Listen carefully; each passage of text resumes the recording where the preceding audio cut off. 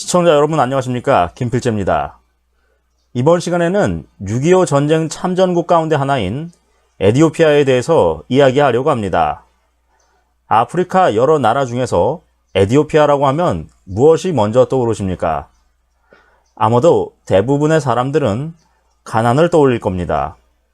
그러나 전 세계가 그렇게 생각을 해도 우리 대한민국 국민이라면 가난이 아니라 감사함이란 단어를 먼저 떠올려야 할 것입니다. 지금 우리가 누리고 있는 자유와 평화, 그리고 그것을 누리게 된 배경에는 에티오피아 사람들의 피와 눈물과 희생이 있었기 때문입니다. 시간은 1935년으로 거슬러 올라갑니다. 이탈리아의 침략을 받은 에티오피아군은 저항을 했지만 결국 패전을 하게 됩니다. 그러자 에티오피아의 하일레 셀라시의 황제는 영국으로 망명길에 올랐다가 제네바 국제연맹에 가서 전 세계 지도자들에게 에티오피아를 도와줄 것을 호소했습니다. 그러나 전 세계 어느 나라도 약하고 득될 것이 없는 나라를 선뜻 돕겠다고 나서지 않았습니다. 그 어떤 나라에서도 작은 도움조차 기대할 수 없게 되자 셀라시의 황제는 에티오피아의 젊은이들을 모아서 군사훈련을 시킵니다. 그리고 1941년 이탈리아를 에티오피아에서 몰아내는데 성공하게 됩니다. 그 후 유엔이 설립되자 셀라시의 황제는 유엔에서 우리가 힘들 때 아무도 우리를 도와주지 않았지만 원망하지 않는다. 그러나 앞으로 우리와 같은 나라가 나오지 않도록 우리가 힘을 모아 약한 나라를 도와주자. 이렇게 말하면서 집단 안보를 주장하고 나섭니다. 유엔은 셀라시의 황제의 의견을 받아들였습니다. 그리고 이 집단 안보는 세계 평화를 향한 한 걸음을 떼게 한 위대한 결과를 탄생시키게 됩니다.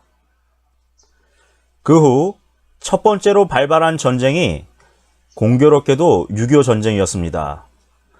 6.25 전쟁이 발발하자 셀라시의 황제는 집단 안보를 주장하면서 유엔에 우리 대한민국을 도와줄 것을 강조했습니다. 셀라시의 황제는 황실 근위대였던 강류 부대를 파병하기로 결정하게 됩니다. 여기서 강류라는 말은 에티오피아어로 두 가지 뜻이 있습니다. 하나는 혼돈에서 질서를 확립하다라는 뜻이고 또 다른 의미는 초전박살을 의미합니다. 한마디로 얘기해서 6.25 전쟁에서 두 가지의 뜻을 실천하고 오라는 것이 셀라시의 황제의 명령이었던 것입니다. 셀라시의 황제는 강류 부대를 파병하면서 다음과 같이 연설했습니다. 가거라. 살아 돌아올 생각을 하지 말고 전부 거기에 가서 모두 맹렬하게 싸워서 전사하거라. 만약 사지가 멀쩡하게 돌아온다면 짐의 이름을 걸고 절대로 용서치 않겠다. 너희들의 죽음의 대가로 저들에게 자유라는 것을 저들의 손에 꼭 안겨주거라. 우리 민족이 과거에 이탈리아인들에게 무엇을 당해왔는지 말하지 않아도 그 고통은 뼛속까지 알고 있을 것이다. 그렇다. 짐도 너희 모두도 잘 알고 있다. 그걸 알면서 모른 척 한다면 침략자들보다 못한 더러운 위선자일 뿐이다. 강류 부대는 16개국 참전 군인 중에서도 가장 용감하게 싸웠습니다. 5차례에 걸쳐 6,037명이 참전했고 123명의 전사자와 536명의 부상자를 냈지만 단 한 명의 포로도 없었다고 합니다. 그 이유는 이기든지 죽든지 둘 중 하나만 선택했기 때문입니다. 그리하여 253번의 전투에서 253번의 승리를 거두게 됩니다. 어떤 참전 용사들은 월급을 에티오피아로 보내지 않고 부대 안에 보아원이라고 하는 보육원을 만들어서 전쟁 고아들과 음식을 나눠 먹고 잠을 잘 때는 두려움에 떠는 아이들을 옆에서 지켜줬다고 합니다.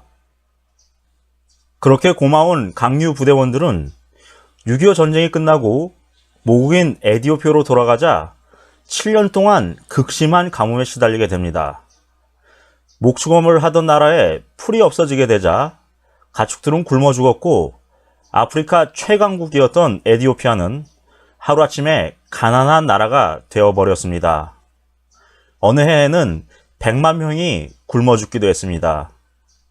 가난에 시달리게 되자 사람들은 봉기했고 1974년 맹기스투라는 군인이 공산주의를 주장하면서 쿠데타를 일으켰고 이후 에티오피아는 공산국가가 되고 말았습니다.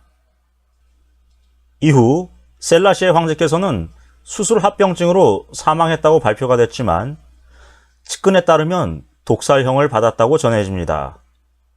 세계 평화를 위해서 더욱이 우리 대한민국을 돕기 위해서 그토록 노력했던 셀라시에 황제는 이렇게 생을 마감하게 됩니다.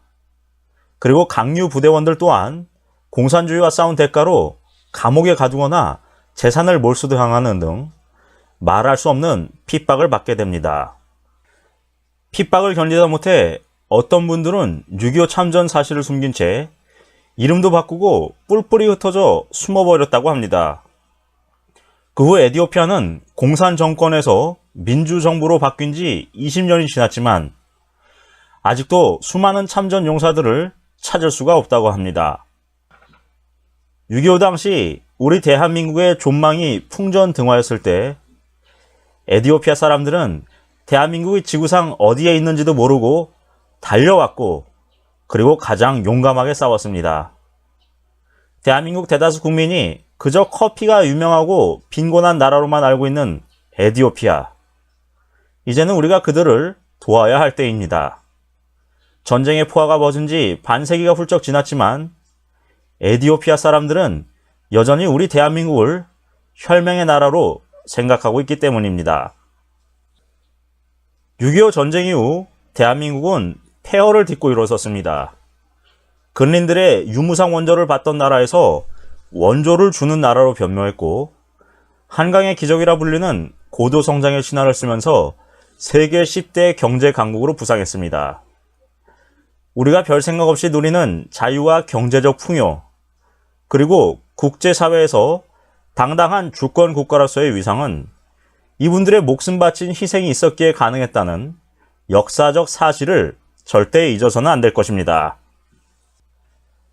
가난과 커피의 나라가 아닌 피를 나는 형제의 나라로 기억해야 할 에티오피아.